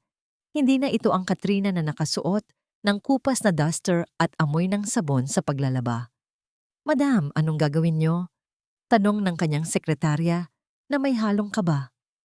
Tapos na ang pagiging martir ko. Mahinahon, ngunit matatag na sagot ni Katrina. Hindi ko hahayaan na dahil sa akin ay masira ang lalaking nagbigay sa akin ng dangal. Kung gusto nila ng palabas, ibibigay ko sa kanila ang katotohanan. Umupo si Katrina sa harap ng salamin. Kinuha niya ang isang matingkad na pulang lipstick, isang kulay na dati ay itinuturing niyang masyadong mapangahas, habang dahan-dahan niyang inilalapat ang kulay sa kanyang mga labi. Naramdaman niya ang pagbabago sa kanyang sarili. Ang bawat pahid ay tila isang deklarasyon ng digmaan. Ang matingkad na pula ay tila isang babala sa kanyang mga kaaway, na hindi na siya ang maamong tupa na basta-basta na lamang kakatayin. Kinuha niya ang isang itim na folder mula sa ibabaw ng lamesa.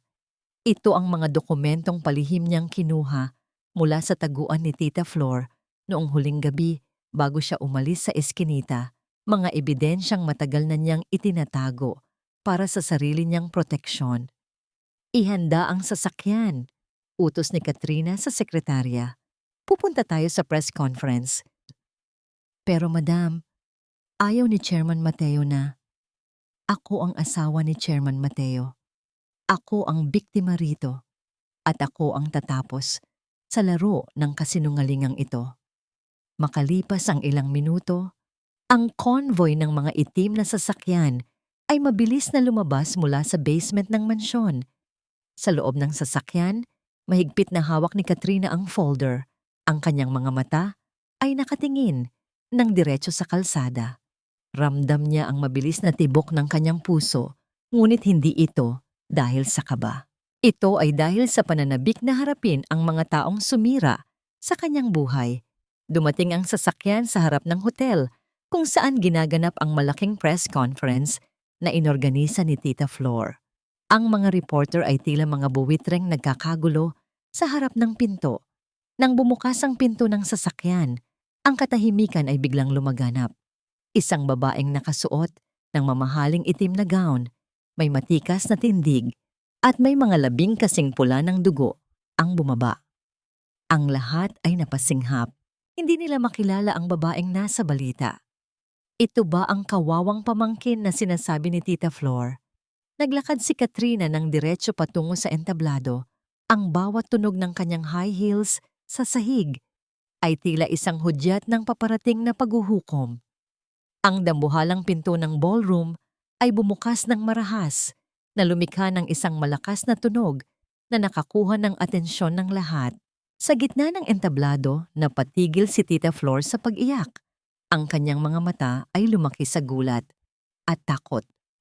Nang makita ang figurang papalapit sa kanya, itinaas ni Katrina ang kanyang ulo, ang kanyang mga mata ay nanunuot sa tingin ng kanyang tiyahin. Ang bawat flash ng kamera ay tila isang saksi sa kanyang muling pagkabuhay. Ang bawat hakbang ni Katrina sa ibabaw ng pulang alpombra ng ballroom ay tila isang pagyanig na nagpapatahimik sa ingay ng daan-daang mga reporter.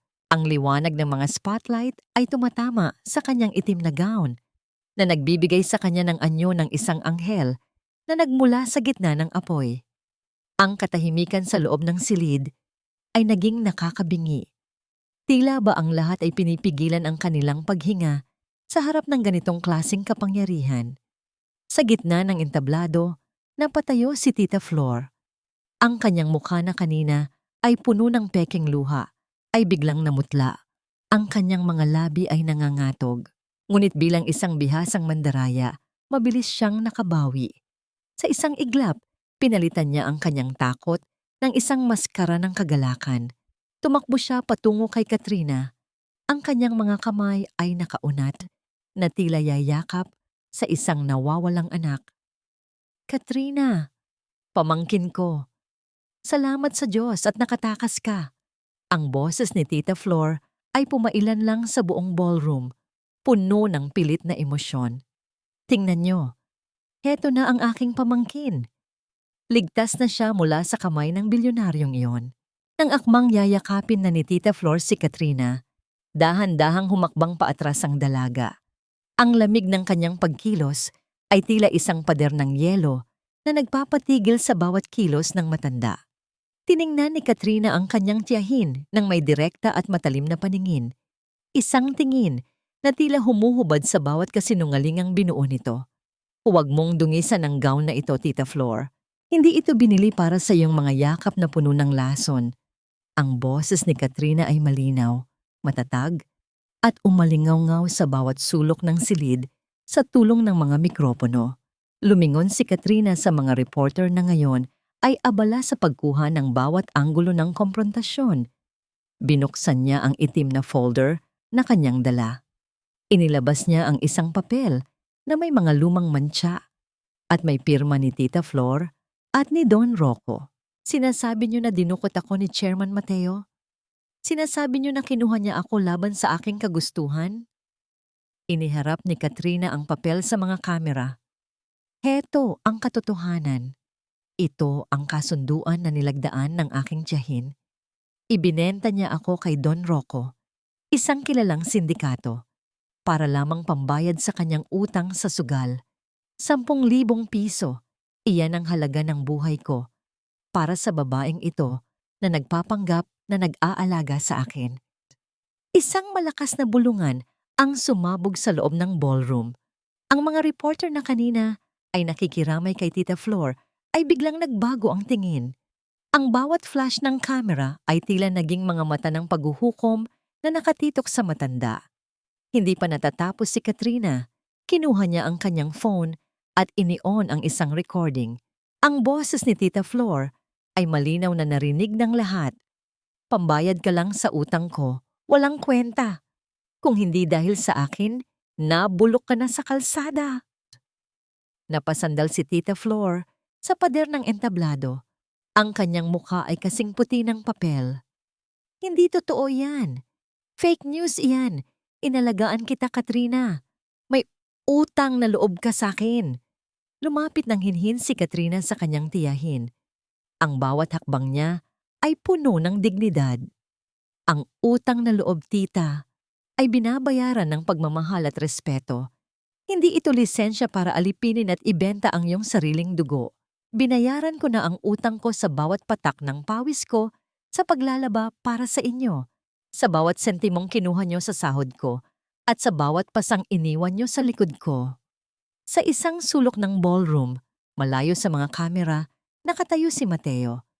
Nakasandal siya sa pader, Ang kanyang mga bisig ay nakakrus sa kanyang dibdib. Ang kanyang mga mata ay nagniningning sa tindi ng pagmamalaki habang pinapanood ang kanyang asawa na muling binabawi ang kanyang dangal. Hindi niya kailangang sumali sa laban. Ang kanyang reyna ay sapat na para pabagsakin ang buong kaharian ng kasinungalingan. Biglang bumukas ang malaking pinto sa likuran. Ang tunog ng mga matatigas na sapatos na naglalakad sa sahig ay naging hudyat ng pagtatapos ng palabas.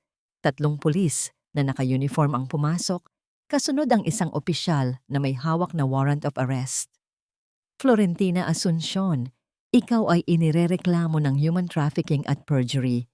Ang boses ng pulis ay malamig at formal. Kasama rin sa reklamong ito si Don Rocco, na kasalukuyan na ring nasa ilalim ng aming kustodya matapos aminin ang inyong transaksyon. Naramdaman ni Tita Flor ang malamig na bakal ng kong sa walo na pumalibot sa kanyang mga kamay. Ang tunog ng paglak ng bakal ay tila huling tuldok sa kanyang paghahari ng pananakot. Habang hinihila siya palabas, patuloy pa rin siya sa pagsigaw, ngunit wala nang nakikinig. Ang lahat ng kamera ay nakatutok na kay Katrina, ang babaeng dumanas ng impyerno, ngunit lumabas na mas makinang pa sa ginto. Humarap si Katrina sa media, ang kanyang mga mata ay basa ng luha, ngunit may nagniningning na pag-asa. Ang katotohanan ay hindi kailanman mababaon ng pera o kapangyarihan. Sa araw na ito, hindi lang ako ang nagtagumpay. Nagtagumpay ang bawat babaeng minaliit, sinaktan, at ginamit ang utang na loob para manatiling bilanggo. Nang matapos ang press conference, naglakad si Katrina patungo sa labas. Doon, naghihintay si Mateo sa tabi ng kanyang sasakyan. Walang salitang namutawi sa kanilang mga labi. Ngunit ang higpit ng pagkakahawak ni Mateo sa kamay ni Katrina ay sapat na para sabihing tapos na ang giyera. Ang bawat hakbang ni Katrina sa madilim at malamig na pasilyo ng kulungan ay tila isang paglalakbay pabalik sa mga taon ng kanyang pagtitiis. Ang amoy ng kalawang, lumang semento, at matapang na kemikal na panlinis ay nanunuot sa kanyang ilong. Isang amoy na tila nagpapaalala sa kanya na ang kalayaan ay hindi lamang ang kawalan ng mga rehas, kundi ang kawalan ng galit sa puso. Huminto siya sa harap ng isang makitid na lamesa. Sa kabila ng makapal na salamin, naroon si Tita Flor. Ang babaeng dati ay nakasuot ng mga mamahaling alahas at may mataas na tindig, ay ngayon ay nakasuot na ng kupas na kulay kahel na uniforme. Ang kanyang buhok ay magulo. Ang kanyang mukha ay puno ng bagong kulubot. At ang kanyang mga mata ay nananatiling puno ng pait. Nang makita ni Katrina si Tita Flor, hindi galit ang naramdaman niya, kundi isang malalim na awa. Awa para sa isang taong binihag ng sarili nitong kasakiman. Naparito ka ba para pagtawanan ako? Ang boses ni Tita Flor ay basag, ngunit naroon pa rin ang talim ng kanyang dila. Masaya ka na ba, Katrina? Ngayong nakamit mo na ang lahat, habang ako ay nabubulok dito? Walang utang na loob. Inalagaan kita, ngunit ito ang isinukli mo sa akin. Dahan-dahang umupo si Katrina. Tumingin siya ng diretso sa mga mata ng kanyang tiyahin, hindi gamit ang tingin ng isang biktima, kundi ang tingin ng isang taong malaya na. Hindi ako naparito para manumbat, tita, mahinahong sabi ni Katrina. Ang kanyang boses ay tila isang banayad na agos ng tubig sa gitna ng unos. Naparito ako para sabihin sa inyo na pinapatawad ko na kayo. Pinapatawad ko kayo. Hindi dahil karapat-dapat kayo sa kapatawaran, kundi dahil karapat-dapat ang puso ko sa kapayapaan. Ayaw ko nang bitbitin ang bigat ng galit na ibinigay niyo sa akin. Napatigagal si Tita Flor. Ang kanyang bibig ay bumuka, ngunit walang salitang lumabas. Ang kapatawaran ni Katrina ay tila isang mas masakit na sampal kaysa sa anumang parusa ng batas. Bago umalis, inilabas ni Katrina ang isang maliit na sobre. Iniabot niya ito sa guard para ibigay kay Cindy na noong mga sandaling iyon ay naghihintay sa labas ng gate Tila isang basang sisiw na walang matuluyan. May sapat na pera sa loob niyan para makabili si Cindy ng tiket papuntang probinsya ng ating mga ninuno. Naroon ang mga kamag-anak natin na handang tumulong sa kanya para magsimulang muli, malayo sa laso ng lungsod na ito. Sabi ni Katrina, "Iyan ang huling utang na loob na ibibigay ko sa inyo bilang pamilya. Pagkatapos nito, tapos na tayo." Tumayo si Katrina at naglakad palabas. Habang papalapit siya sa dambuhalang pintuan ng bilangguan, narinig niya ang tunog ng mga susi at ang pagbukas ng mabigat na bakal. Ang bawat mekanikal na tunog ay tila hudyat ng pagkaputol ng huling hibla ng tanikalang nag-uugnay sa kanyang nakaraan. Sa labas ng gate, nakita niya si Cindy. Ang kanyang pinsan ay nakayuko, hindi makatingin ng diretso sa kanya. Iniabot ni Katrina ang sobre ng walang anumang salita. Ang kahihiyan sa mga mata ni Cindy ay sapat na para malaman ni Katrina na natuto na ito ng leksyon. Hindi na niya kailangang maghiganti. Ang buhay na mismo ang gumawa nito para sa kanya. Naglakad si Katrina patungo sa kalsada. Itinaas niya ang kanyang kamay at dahan-dahang hinubad ang isang lumang pulseras na gawa sa plastik. Isang bagay na pilit na ipinasusuot sa kanya ni Tita Flor noong bata pa siya bilang tanda ng kanyang pagkakautang. Sa isang simpleng galaw, binitawan niya ito sa basurahan sa tapat ng gate. Tumingala si Katrina sa langit. Ang sikat ng araw ay tila mas mainit. Ang hangin ay mas sariwa. At ang asul ng langit ay tila mas malalim kaysa sa dati. Ramdam niya ang gaan ng kanyang bawat hininga. Ang bawat selula sa kanyang katawan ay tila nagdiriwang. Malaya na siya.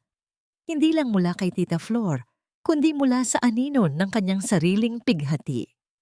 Ngunit sa gitna ng kanyang kaligayahan, napansin ni Katrina na wala si Mateo sa sasakyang naghihintay sa kanya. Ang kanyang tapat na driver ay bumaba at may inabot na isang maliit na piraso ng papel. "Madam, may ipinapabigay po si Chairman. Nauna na po siya sa isang lugar na gusto niyang makita niyo." Sabi niya po, "Ito na ang simula ng inyong duan tunglay." Dahan-dahang binuksan ni Katrina ang papel. Ang kanyang mga mata ay nanlaki sa gulat at ang kanyang puso ay muling tumibok ng mabilis. Ngunit sa pagkakataong ito ay dahil sa pananabik at hindi maipaliwanag na saya. Saan ako dadalhin ng lalaking ito na patuloy na bumubuo sa aking mga pangarap sa gitna ng pagkawasak?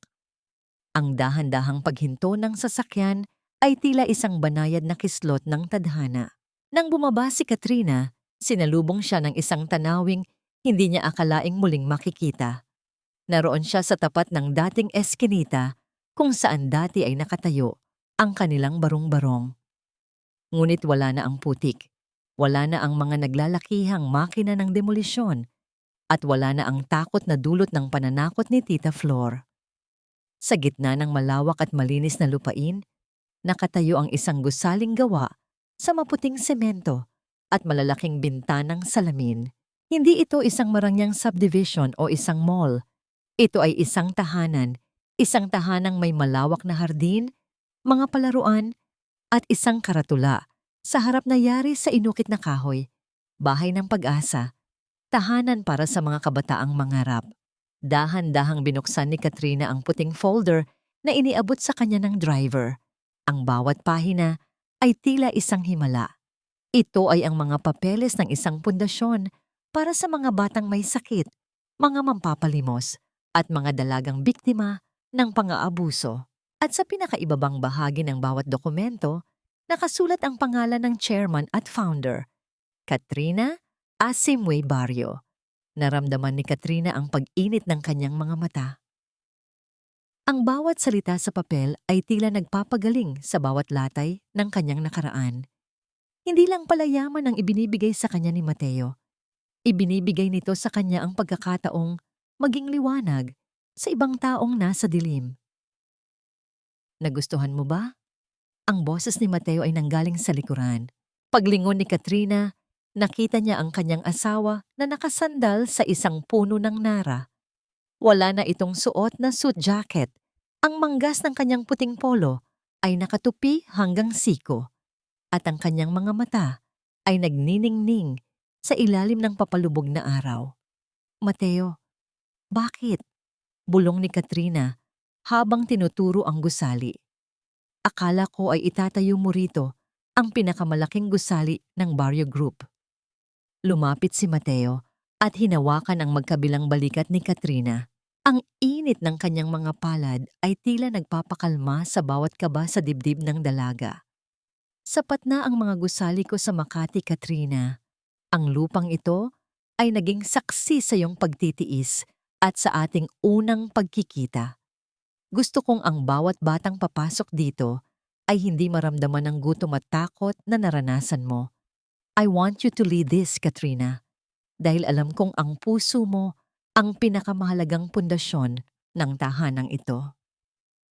Hindi na nakapagsalita si Katrina. Isinandal niya ang kanyang ulo sa dibdib ni Mateo. Pinapakinggan ang matatag na tibok ng puso ng lalaki. Sa sandaling iyon, hindi siya isang labandera o isang asawa ng bilyonaryo. Siya ay isang babaeng natagpuan na ang kanyang tunay na layunin sa mundo. Inangat ni Mateo ang kanyang kamay at dahan-dahang hinawi ang buhok na humaharang sa mukha ni Katrina. Ang kanyang bawat haplos ay puno ng paggalang at tapat na pag-ibig. Marahan niyang iniyuko ang kanyang ulo at hinalikan ng noo ni Katrina, isang halik na tila nagbabasbas sa kanilang bagong simula. Ang katahimikan ng paligid ay nababalot ng tamis ng kanilang presensya. Isang sandali kung saan ang oras ay tila tumigil para lamang sa kanila. Hindi kita ginawang reyna para lang maupo sa trono, Katrina, bulong ni Mateo sa kanyang tenga. Ginawa kitang reyna para pamunuan ng pagbabagong matagal mo nang pinapangarap. Humiwalay ng bahagya si Mateo. Ang kanyang mga mata ay may kakaibang kislap. May dinukot siya mula sa bulsa ng kanyang pantalon. Isang maliit na kahon na nababalot ng asul na pilus. Ang simpleng pagkilos na ito ay nagpabilis muli sa tibok ng puso ni Katrina. Bago tayo tuluyang pumasok sa loob ng ating bagong bukas, may isang bagay pa akong gustong hingin sa'yo, sabi ni Mateo. Ang kanyang boses ay tila may halong kaba. Dahan-dahan niyang binuksan ang kahon. Sa loob nito ay hindi isang singsing na puno ng dambuhalang diamante, kundi isang singsing na gawa sa puting ginto. Ngunit ang disenyo nito ay tila isang luntiang damo na magkakaugnay, isang mas matibay at mas magandang bersyon ng singsing na damo na ibinigay niya noon sa dampa. Natingnan ni Katrina ang singsing at pagkatapos ay tumingin siya sa mga mata ni Mateo. Ang tanong na hindi pa binibigkas ay tila nakasabit na sa hangin, naghihintay ng kasagutan sa gitna ng hardin ng pag-asa. Ang pag-ibig na nagmula sa gitna ng dusa ay tila isang brilyanteng hinubog ng matinding init at presyon. Mas makinang, mas matibay, at mas mahalaga kaysa sa anumang yaman sa mundo. Sa ilalim ng kalangitang unti-unting nagiging kulay ube at kahel, dahan-dahang lumuhod si Mateo sa harap ni Katrina. Ang kanyang kaliwang tuhod ay sumayad sa damuhan ng bahay ng pag-asa, ang lugar na naging saksi sa kanilang muling pagkabuhay. Hindi na ito ang lalaking may bitbit na galit at lihim. Ito ang lalaking handang itaya ang lahat para sa babaeng nagturo sa kanya kung paano muling magmahal.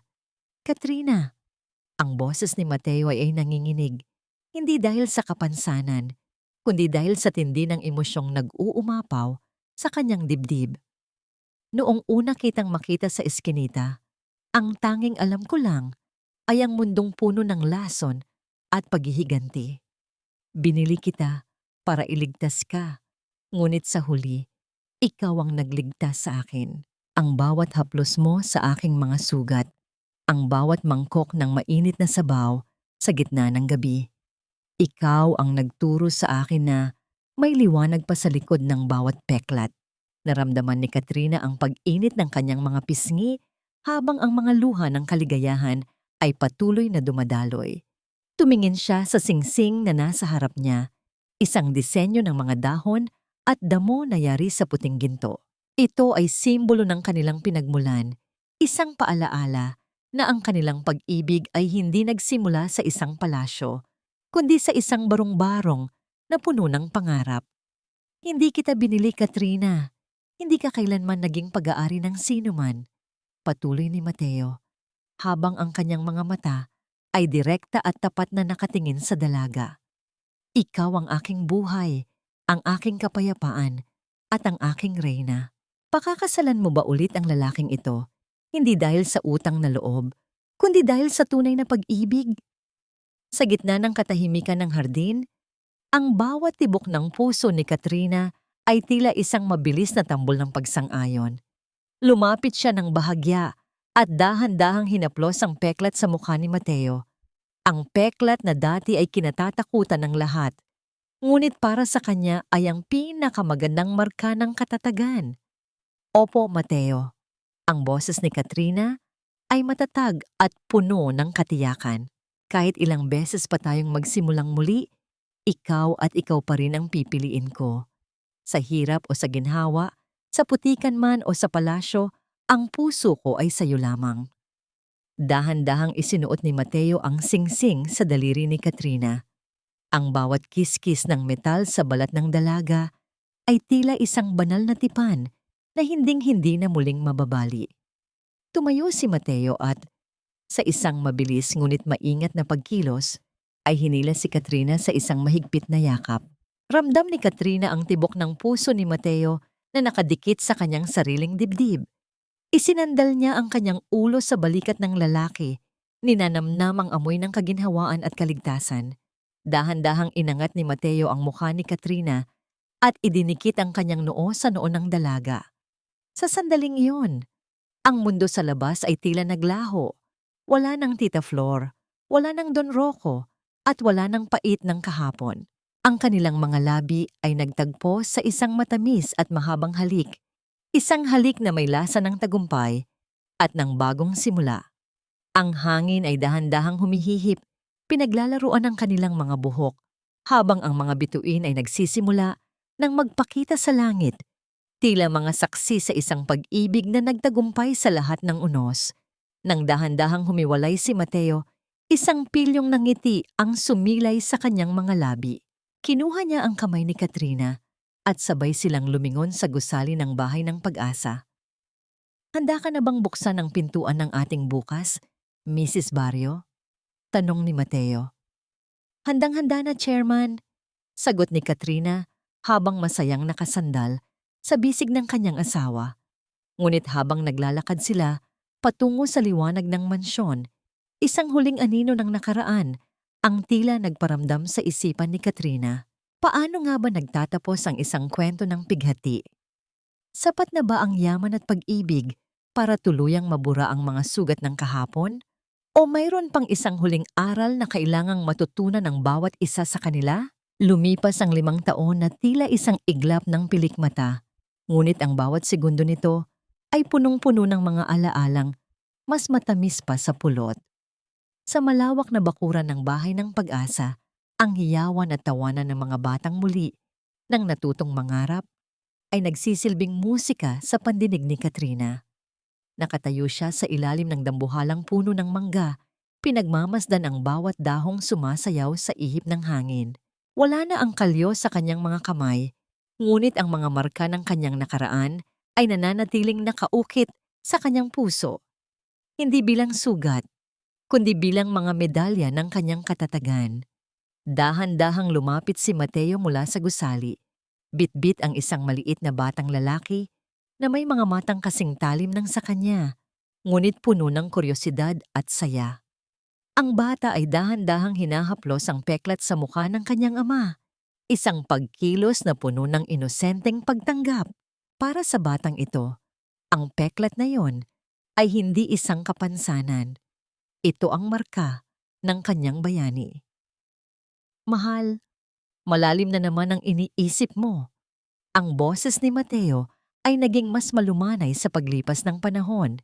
Ipinatong niya ang kanyang libreng kamay sa balikat ni Katrina, isang pamilyar na init na nagbibigay sa dalaga ng hindi matitinag na kapayapaan.